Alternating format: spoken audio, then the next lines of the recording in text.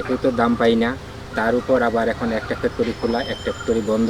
40% নিচে, 50% নিচে, এটাতে আমাদের খুব সমস্যা। ফ্যাক্টরিগুলো আবার সিন্ডিকেট শুরু করছে।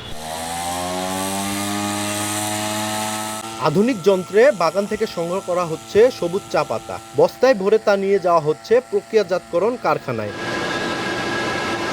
তবে ভরা মৌসুমে চা পাতা নিয়ে বিপাকে পড়েছেন বাগান মালিকরা। তাদের অভিযোগ, সিন্ডিকেট করে একটি কারখানা চালু রেখে সব কারখানা বন্ধ রাখা হচ্ছে। এমনকি অনেক কারখানা ভালো মানের কাঁচা চা পাতাও নিচ্ছে না। এতে লোকসানের শঙ্কায় বাগান মালিকরা। একই তো দাম পাই না, তার উপর আবার এখন একটা ফ্যাক্টরি খোলা, একটা ফ্যাক্টরি বন্ধ। পার্সেন্টেজ নিচ্ছে বেশি, 40% নিচে, 50% নিচে, এটাতে আমাদের খুব সমস্যা। আমাদের চা বাগান ধরে রাখাটা খুব মুশকিল হয়ে গেছে। সেই পাতাগুলো এখন আমরা ফ্যাক্টরিতে দিব, সেই ফ্যাক্টরিগুলো আবার সিন্ডিকেট শুরু করছে।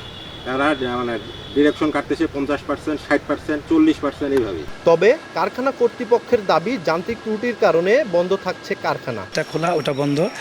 এটা আসলে হচ্ছে একটা যান্ত্রিক একটা থাকে, যেটা হচ্ছে কারখানাগুলোতে আসলে আমাদের মেশিনের যে কিছু প্রবলেম হতে পারে। সব ফ্যাক্টরি ব্যাংকের প্রচুর লোন নিয়ে ব্যবসাটা করছে।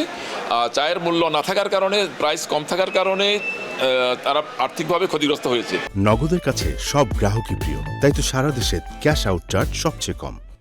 এদিকে চায়ের ন্যায্য মূল্য নিশ্চিতে কাজ চলছে বলে জানান চা বোর্ডের চেয়ারম্যান।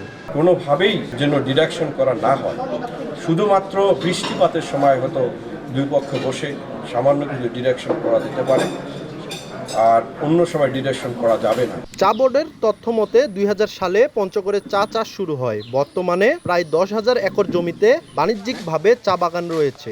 আর বর্তমানে জেলায় চা পাতা প্রক্রিয়াজাতকরণ কারখানা রয়েছে 28টি। সোহাগ হায়দার, সময় সংবাদ, পঞ্চগড়।